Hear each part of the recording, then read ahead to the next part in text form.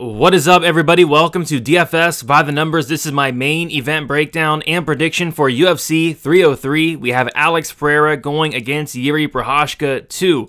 And yeah, I'm really looking forward to this fight. Of course, UFC 303 was supposed to originally be headlined by Michael Chandler and Conor McGregor.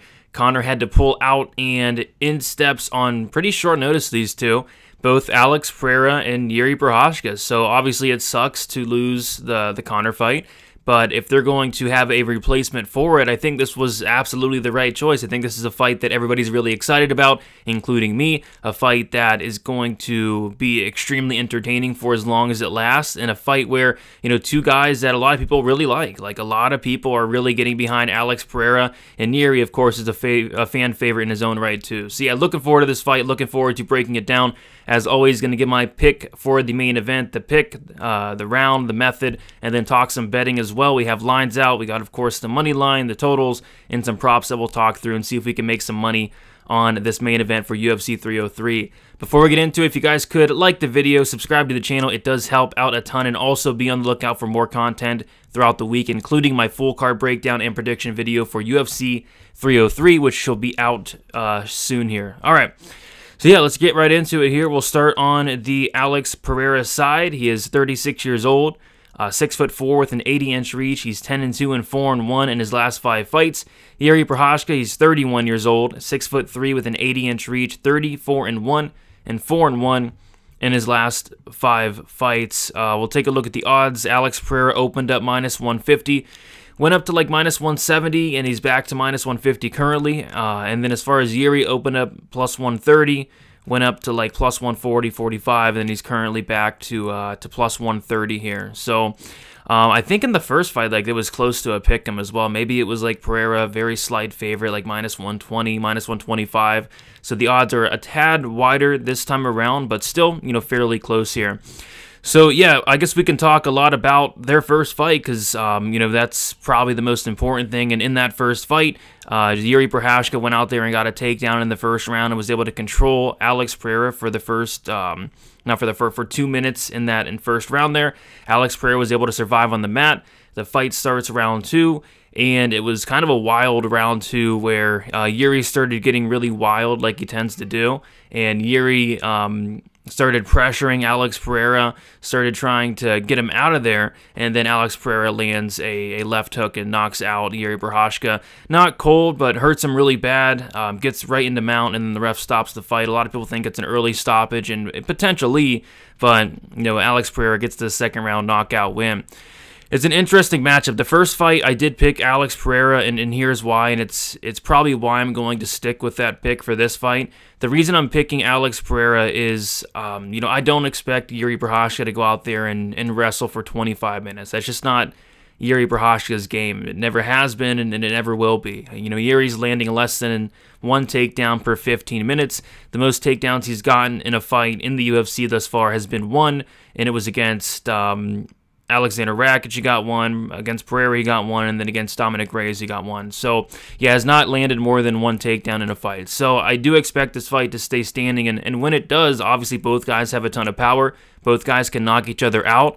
But the Jiri striking defense is something I just can't get behind. I mean, it works for him. Like, he's the only guy in the UFC that can afford to, like, block punches with his face. And when I say block punches with his face, like, I mean it. There's clips going around this week where he's literally headbutting punches in the Volkan Oezdemir fight. Oezdemir was landing shots on him, and Jiri was, like, headbutting the punches. And I've never seen anything like it. I mean, that is certainly frowned upon, you would think, but Jiri does it and he gets away with it. This guy has an incredible chin.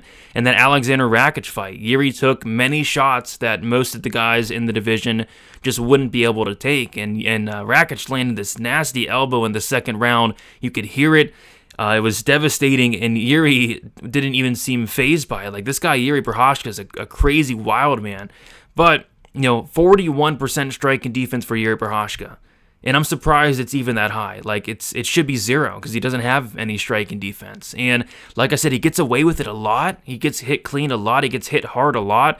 But against Alex Pereira, you just don't want to get hit clean by this guy. And that's what happened in their first fight. He got hit clean, and Alex Pereira's power is just different.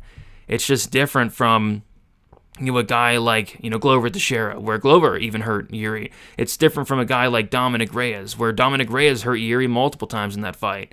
It's different, So, yeah, you can't afford getting hit clean by Alex Pereira, and I think Alex Pereira will be able to hit Jiri Prochazka clean many times in the face. And then let's talk about the leg kicks as well. I think the leg kicks can be a big factor in this fight. We saw Alexander Rakic completely destroy the legs of Jiri Prochazka.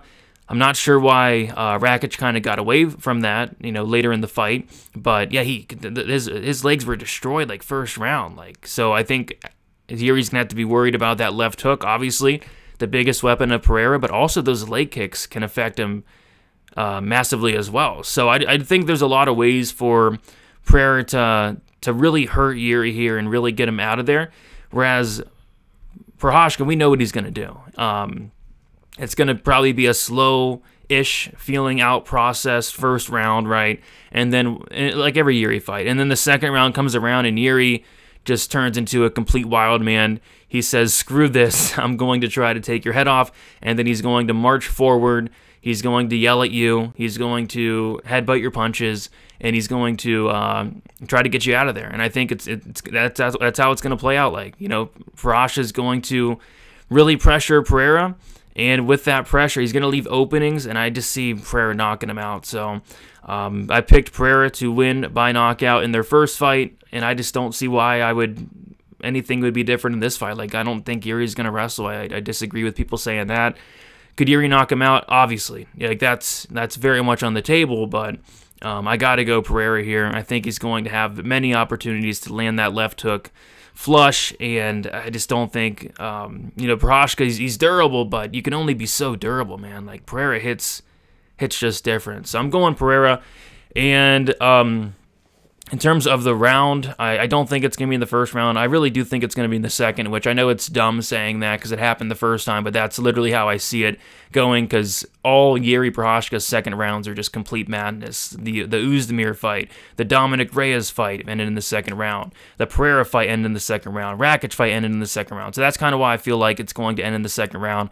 And if it doesn't end in the second round, it's ending in the third, I think. So Alex Pereira, second round knockout. And I think he gets Jiri out of there. So from a betting perspective, this line, like I said, it's close-ish. Pereira is -150. Jiri is +130. The over-under is set at 1.5 rounds. The over 1.5 is -170. The under 1.5 is +140. I feel like the over 1.5 will be a popular play like it tends to be in these 5-round fights. And I think it may potentially hit. But I think this fight's going to end maybe late second round, I'm thinking. So I kind of like the alternate under 2.5 rounds. I like the fight won't start round 3. The fight won't start round 4. And something along those lines, because I would be surprised if this fight got too extended. Both these guys have incredible power. Both these guys have just not the best striking defense. So I think somebody's getting knocked out here within the first 2.5 rounds. So under 2.5 would be my favorite play thus far. We actually don't have a line on that yet. The fight won't start round 3 is -110. I don't mind that.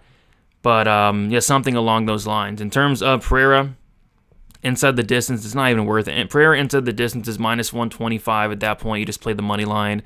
Pereira by knockouts -120. Again, at that point, you just play the money line. So yeah, not a ton of value sticking out in terms of these props. I've seen some takes of a Pereira submission, which is +2,800. He attempts them. He's been attempting them, but I don't know about that.